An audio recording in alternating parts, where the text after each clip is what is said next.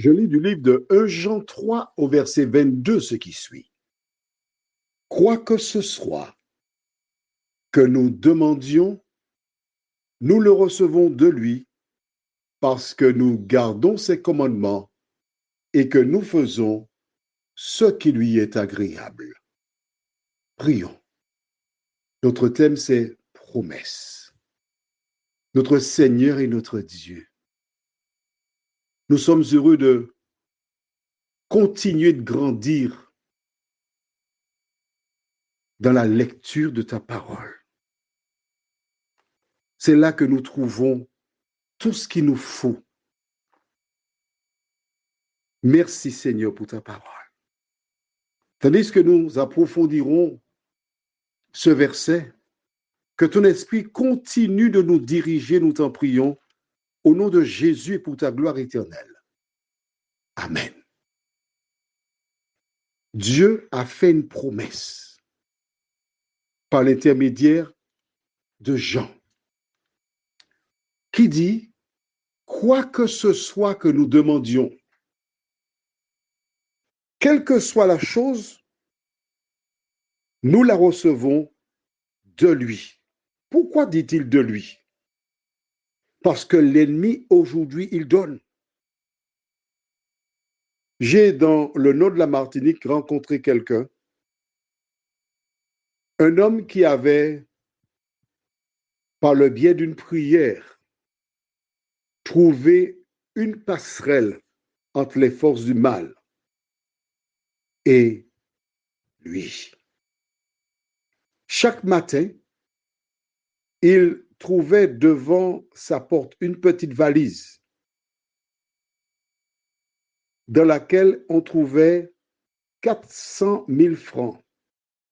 Alors, on va dire une somme qui avoisine près de 40 000. Alors, 10 000, c'est... bon, le calcul, je ne peux pas te le donner, hein, mais 400 000 francs, il suffit de prendre l'ordinateur puis chercher, tu vas trouver. Chaque matin, il a construit une maison. Il a acheté des voitures. Et il était admiré dans son quartier parce que c'est un jeune homme qui n'avait pas les moyens du tout. Et du jour au lendemain, on l'a vu fleurir.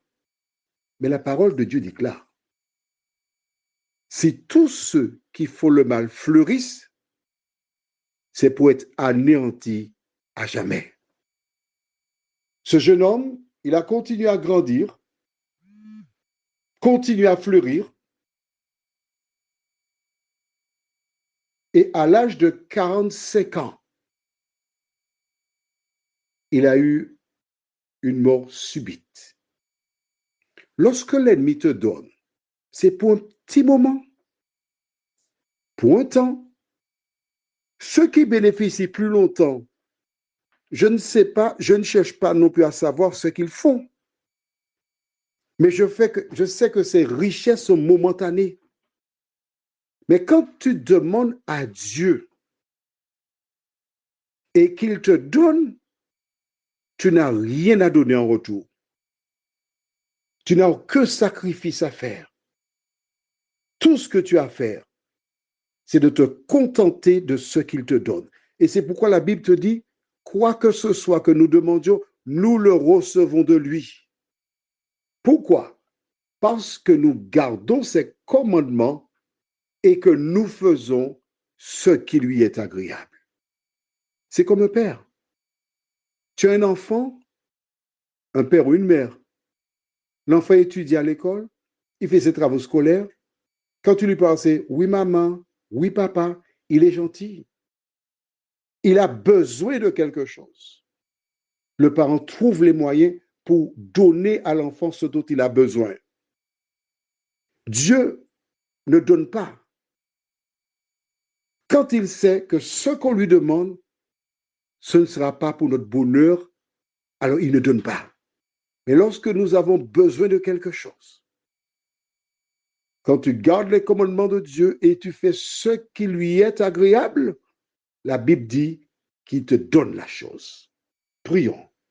Notre Seigneur et notre Dieu, nous te remercions pour ta promesse. Tu as fait une promesse. Tu n'es pas un homme pour mentir, ni un fils d'homme pour te repentir.